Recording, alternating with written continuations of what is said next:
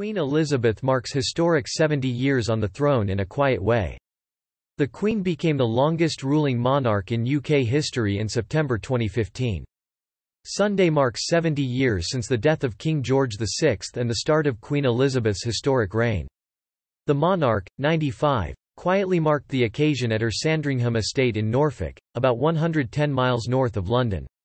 Known as Accession Day, the Queen normally spends the date in sombre reflection at Sandringham, as it marks the death of her beloved father as much as the day that her life changed forever. The monarch, 95, quietly marked the occasion at her Sandringham estate in Norfolk, about 110 miles north of London. Known as Accession Day, the Queen normally spends the date in sombre reflection at Sandringham, as it marks the death of her beloved father as much as the day that her life changed forever. Pictured earlier this week in the saloon at Sandringham House, where she usually likes to be for the anniversary as it is where her father passed away 70 years ago, she has with her one of her famous red dispatch boxes. The box is one of thousands that contain documents needing her attention that she has received as head of state over the last 7 decades. The papers contain updates on matters of Parliament, the Commonwealth and events around the world, as well as state papers requiring the Queen's signature and royal assent. She works on the papers most days of the year, apart from Christmas and Easter. On Saturday, she announced that she would like her daughter-in-law Camilla, Duchess of Cornwall, to be known as Queen Consort when the time comes for Prince Charles to take the throne. Dressed in a lime green summer wool tweed shift dress by Angela Kelly, her portrait outfit was decorated by 2 diamond ivy leaf clips, which were a gift from the Queen Mother for the then Princess Elizabeth's 21st birthday.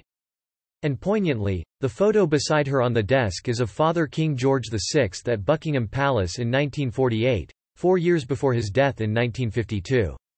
The significant milestone this year marks what the palace calls the Queen's 70 years of service to the people of the United Kingdom, the realms and the Commonwealth, and the beginning of the very first Platinum Jubilee year to be marked by a British monarch. She is spending Sunday quietly and privately, possibly with some family members. On Saturday, Queen Elizabeth opened up the ballroom at Sandringham House to local charities and estate workers for a small reception, when she was said to be on sparkling form chatting to familiar faces and representatives of local organizations.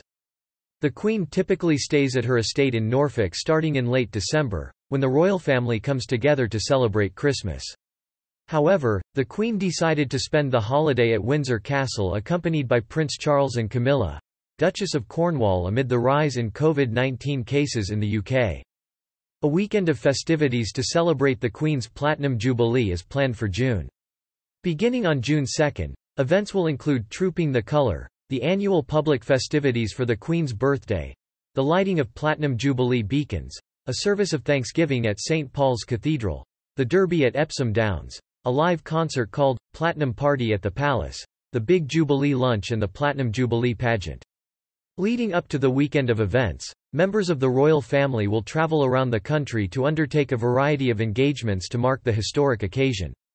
Queen Elizabeth became the longest ruling monarch in UK history in September 2015, when she surpassed her great-great-grandmother Queen Victoria, who spent 63 years and 216 days on the throne. Queen Elizabeth has remained largely out of the public eye in recent months amid a series of health setbacks. She was seen walking with a cane for the first time since 2003 this past October. Shortly thereafter, it was reported she had been advised to give up horse riding and martinis, and she was hospitalized overnight on October 20 for undisclosed preliminary investigations. On October 29, the Queen was advised to extend her rest period and only to undertake light, desk-based duties. In late November, she held a number of in-person meetings and attended a joint christening for great-grandsons August Brooksbank and Lucas Tyndall.